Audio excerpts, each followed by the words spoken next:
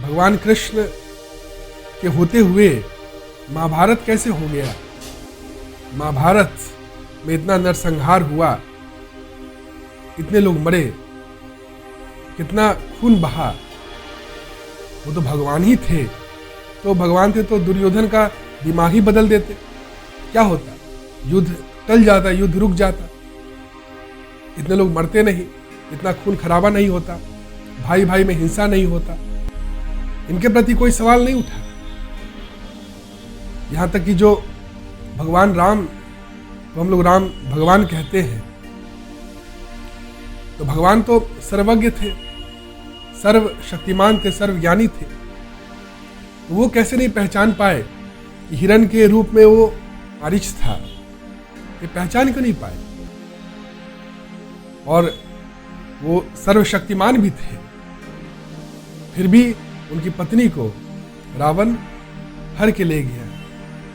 रावण का जो दिमाग पलट देते, ऐसी भी क्या लीला जो इतना नरसंहार करके, इतने लोगों को दुख और पीड़ा पहुंचाकर, खून बहा के, हिंसा करके लीला रचा जा रहा है। ये कौन सा भगवान हुआ?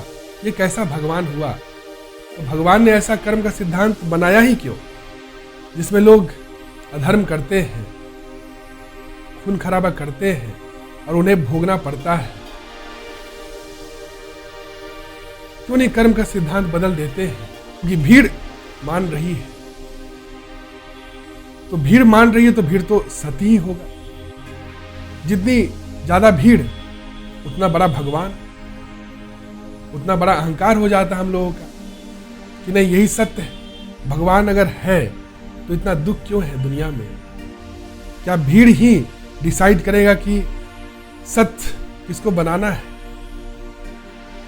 सत्य भी अगर बनने लगे तो सत्य नहीं है, वो माया है। क्योंकि माया ही बनता है और मिटता है। सत्य न कभी बनता है न मिटता है, सत्य तो हर वक्त है।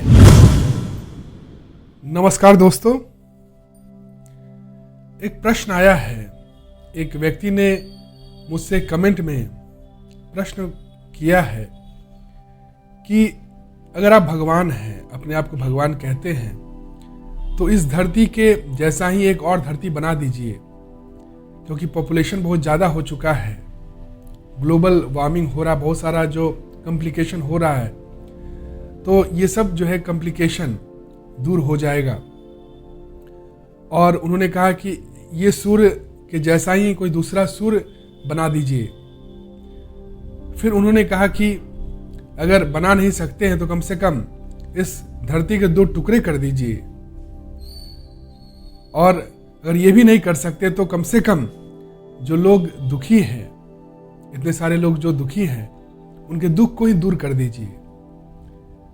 चूंकि आप भगवान है तो ये आप कर ही सकते हैं। और मैंने उन्हें उत्तर भी दिया है, लेकिन चूंकि ये सवाल मुझे लगा कि ये सवाल कई लोग के मन में होगा और बहुत लोगों ने पूछा भी है, तो मैंने सोचा कि क्यों ना इस पे एक डेडिकेटेड वीडियो ही बना लूं। तो मैंने उन्हें उत्तर दिया कि ये जो सवाल आप पूछ रहे हो मुझसे कि मैं दूसरा धरती क्यों नहीं बना लेता हूं, दूसरा आकाश, दूसरा सूर्य क्यों नहीं बना देता हूं, इस धरती के 2 टुकड़े क्यों नहीं कर देता हूं, हवा का रुख क्यों नहीं बदल देता हूं। चलिए ये नहीं कर सकते हैं तो कम से कम लोगों का जो दुख है वही क्यों नहीं दूर कर देता हूं। तो ये जो तमाम जो सवाल हमसे पूछ रहे हैं, क्या आपको ये तमाम जो सवाल है कभी राम और कृष्ण और शिव के प्रति नहीं उठा? उन्हें तो आप तुरंत भगवान मान लिए, उनमें कोई आपको दिक्कत नहीं हुआ भगवान मानने में। उनसे ये क्वेश्चन क्यों नहीं किया आपने? उनको भगवान मानने से पहले आपने उनसे ये सवाल क्यों नहीं किया? उनके प्रति ये सवाल क्यों नहीं आपके मन में उठा? भगवान कृष्ण के होते हुए महाभारत कैसे हो गया? महाभारत में इतना नरसंहार हुआ, इतने लोग मरे, कितना खून बहा। वो तो भगवान ही थे। तो भगवान थे तो दुर्योधन का दिमाग ही बदल देते।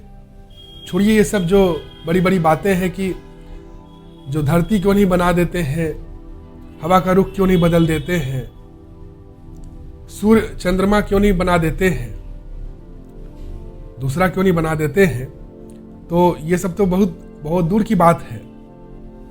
ये महाभारत ही क्यों नहीं रोक दिए? दुर्योधन का सिर्फ दिमाग बदलना था, दिमाग बदलते ही क्या होता, युद्ध टल जाता, युद्ध रुक जाता, इतने लोग मरते नहीं, इतना खून खराबा नहीं होता, भाई भाई में हिंसा नहीं होता। तो ये महाभारत ही क्यों नहीं रोक पाए? भगवान थे, इनके प्रति कोई सवाल नहीं उठा। यहां तक कि जो भगवान राम को हम लोग राम भगवान कहते हैं, तो भगवान तो सर्वज्ञ थे, सर्वशक्तिमान थे, सर्वज्ञानी थे। तो वो कैसे नहीं पहचान पाए कि हिरण के रूप में वो मारीच था? ये पहचान क्यों नहीं पाए? वो तो सर्वज्ञानी थे, वो तो सब कुछ जानते थे, और वो सर्वशक्तिमान भी थे। फिर भी उनकी पत्नी को रावण हर के ले गया, वो बचा क्यों नहीं पाए? रोक देते वहीं पे। चलिए, ये तो हो गया। उसके बाद जो युद्ध हुआ, जो युद्ध में इतने लोग मरे, इतना मार काट हुआ, दोनों जो सेना था, दोनों तरफ की जो सेना जो थी, इतना जो क्षति हुआ, जानवरों की क्षति हुई, आदमी की क्षति हुई, इतना खून बहा, लहूलुहान हुआ लोग, तो ये तो कम से कम रोक देते, रावण का जो दिमाग पलट देते। तो इतना जो नरसंहार जो हुआ, ये होता नहीं। अब बीच में जो मेघनाथ इन दोनों पे, जो राम और जो लक्ष्मण थे, इन पे क्या करते हैं? नागपाश से बांध देते हैं, मूर्छित कर देते हैं। तो भगवान ही थे तो मूर्छित कैसे हो गए? तो ये सवाल हम लोग उनसे क्यों नहीं पूछते हैं? उनमें तो तमाम तरह की दलीली देते हैं कि ये तो लीला था उनका।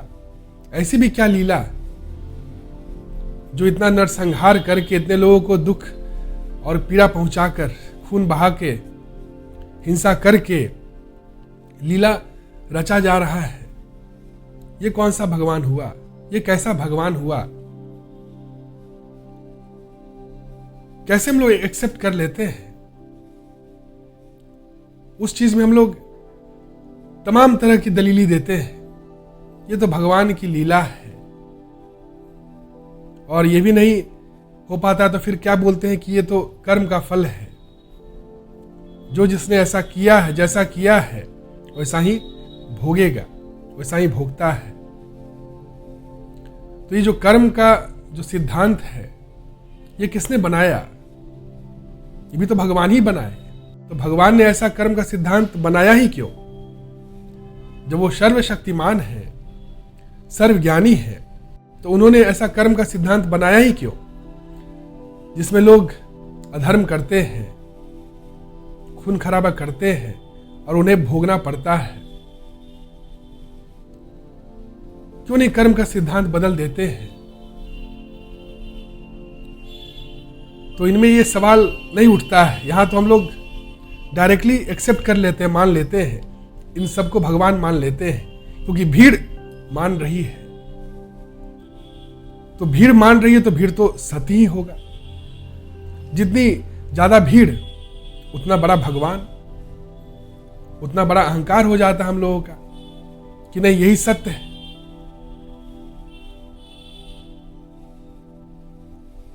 हम लोग इसमें सवाल नहीं कर पाते हैं, सवाल हमारे मन में उठ नहीं पाता है भीड़ को देखकर, क्योंकि भीड़ नतमस्तक है। उसीलिए हम लोग भी मान लेते हैं कि नहीं है, नतमस्तक लोग हैं तो इसका मतलब ये भगवान ही है, ये सत्य ही है। भीड़ को ही सत्य मान लेते हैं, कभी खोजने का प्रयास नहीं करते हैं कि भगवान क्या है। भगवान अगर है तो इतना दुख क्यों है दुनिया में? भगवान ने ऐसा, अगर भगवान ही दुनिया को बनाए हैं तो भगवान ने इतना कमी क्यों बनाए?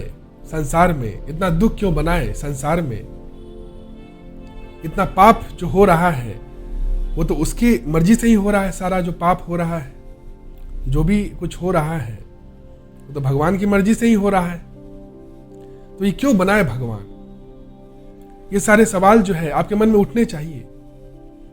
अगर नहीं उठ रहे हैं तो आप भगवान को कभी जान भी नहीं पाओगे, क्योंकि बिना सवाल किए हुए, बिना खोजे हुए आप भगवान तक नहीं पहुंच सकते हैं। अब अगर मान लेते हैं तो ये दूसरों का दिया हुआ, थोपा हुआ सत्य है आपके ऊपर, जो आपने मान लिया है। आपने उसे जाना नहीं है, आपने उसे खोजा नहीं है, तो आप कैसे जान पाओगे? आप सिर्फ भीड़ के बातों में आ चुके हो, और भीड़ तो भीड़ होती है। जितना ज्यादा भीड़ होगा उसका भीड़ और बढ़ते जाएगा, बढ़ते जाएगा, बढ़ते जाएगा। आज इस्लाम का भीड़ जो है काफी बड़ा हो चुका है। जो जीसस का जो भीड़ है अब काफी बड़ा हो चुका है। इसका मतलब क्या हुआ? इस्लाम जो है वो सत्य है, क्रिश्चियनिटी जो है सत्य है। फिर कभी किसी दूसरे का, कोई दूसरा कुछ बोलेगा, उसका भीड़ और बढ़ते जाएगा, तो क्या वो सत्य हो जाएगा? सत्य का डेफिनेशन क्या भीड़ है? क्या भीड़ ही डिसाइड करेगा कि सत्य किसको बनाना है? सत्य भी अगर बनने लगे तो वो सत्य नहीं है, वो माया है। क्योंकि माया ही बनता है और मिटता है। सत्य न कभी बनता है न मिटता है, सत्य तो हर वक्त है। भगवान चेतना की परम स्थिति है, और चेतना को उस ऊंचाई तक ले जाने के लिए आपको खोजना होगा, आपको मानना नहीं होगा। अगर आप दूसरों के बताए हुए, भीड़ के बताए हुए सत्य को मानने लगे तो आप माया में फंस जाएंगे। क्योंकि भीड़ तो कभी इसका भीड़ बढ़ेगा तो आपको लगेगा कि नहीं यही सत्य है, फिर कभी दूसरे का भीड़ बढ़ेगा तो आपको लगेगा कि यही सत्य है। ऐसा ही तो होता है। कभी कोई राम को पूज रहा है तो लगता है भाई राम ही भगवान है। बहुत भीड़ जो राम को पूज रहा है तो लगता है राम भगवान है। फिर कभी लगता है कि नहीं कृष्ण का भीड़ जो ज्यादा बढ़ रहा है तो लगता है नहीं नहीं कृष्ण ही जो है परम सत्य है। फिर कभी शिव का जो लगता है कि बहुत ज्यादा भीड़ बढ़ रहा है, वो ट्रेंडिंग में आ जाते हैं तो लगता है कि नहीं यही सत्य है, यही भगवान है। इसलिए तो जिन्हें धर्म जो कन्वर्जन होता है क्या होता है, इसी बात पे होता है। ऐसे लोग धर्म परिवर्तन भी करते हैं, लेकिन इससे सत्य तक नहीं पहुंच पाएंगे। ये तो भीड़ आपको इन्फ्लुएंस कर दिया, बाहर से आप इन्फ्लुएंस हो चुके हैं। आपके भीतर वो जो प्यास था उससे आप सत्य को जाने नहीं, बस बाहर जो आपको पकड़ाया गया, सत्य बताया गया, उसी को आप पकड़ लिए और मान के चल रहे हैं। भगवान आनंद की स्थिति है, पूर्णता की स्थिति है, स्वीकार भाव की स्थिति है। जब आप भगवान को जान गए मतलब आप परम सत्य को जान गए। अब आप भीड़ के बहकावे में नहीं आ सकते हैं। अब आपको भीड़ भटका नहीं सकता है। आप हर वक्त स्वीकार भाव में जीते हैं, आप हर वक्त संतुष्टि के भाव में जीते हैं। जो हुआ अच्छे के लिए हुआ, जो हो रहा है अच्छे के लिए हो रहा है, और जो होगा अच्छे के लिए होगा। आप इस भाव में जीते हैं। जो भगवान कृष्ण जो गीता में बोले हैं उसका तात्पर्य क्या है? जो हुआ अच्छे के लिए हुआ, जो हो रहा है अच्छे के लिए हो रहा है, जो होगा अच्छे के लिए होगा। वो स्वीकार भाव में जीते हैं। वो आनंद की स्थिति है, परमानंद की स्थिति है, वो संतुष्टि की स्थिति है। उस स्थिति में कोई द्वंद्व नहीं होता है, क्योंकि वो पूर्णता की स्थिति है। जहां पे द्वंद्व है, जहां पे अस्वीकार भाव है, जहां पे असंतुष्टि है, इसका मतलब भीतर में अपूर्णता है। अहंकार में अब जी रहे हैं, अहंकार भाव में जी रहे हैं। भगवान से दूरी है, चेतना से दूरी है, सत्य से दूरी है, आनंद से दूरी है।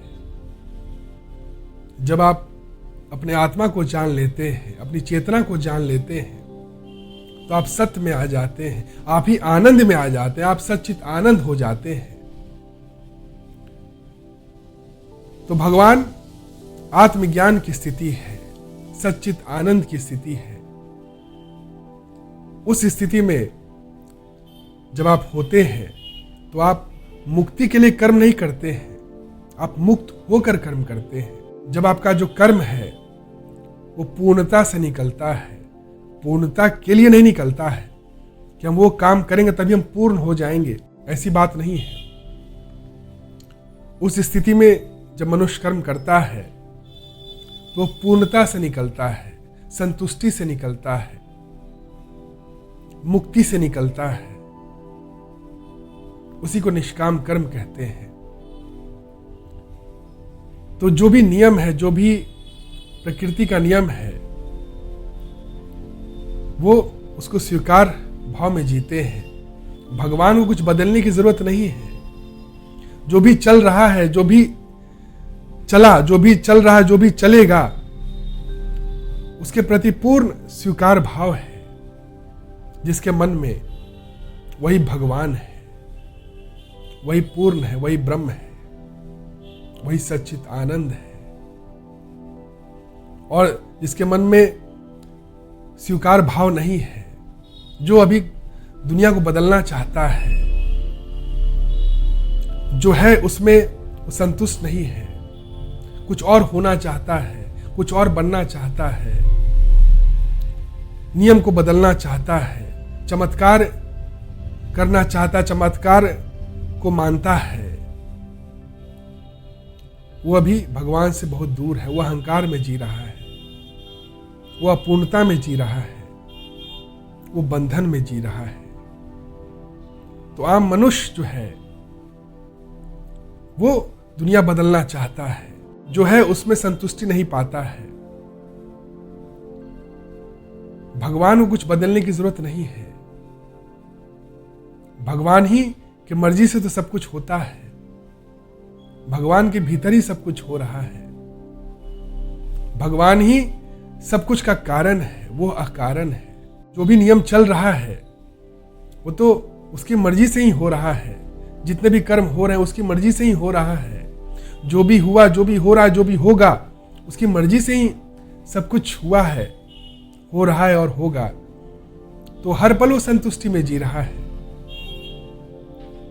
वह संतुष्ट नहीं है तो हर पल में राजी है। जो है उसी में संतुष्ट है। असंतुष्टि का भाव अहंकार को होता है, जो भगवान से भी दूर है।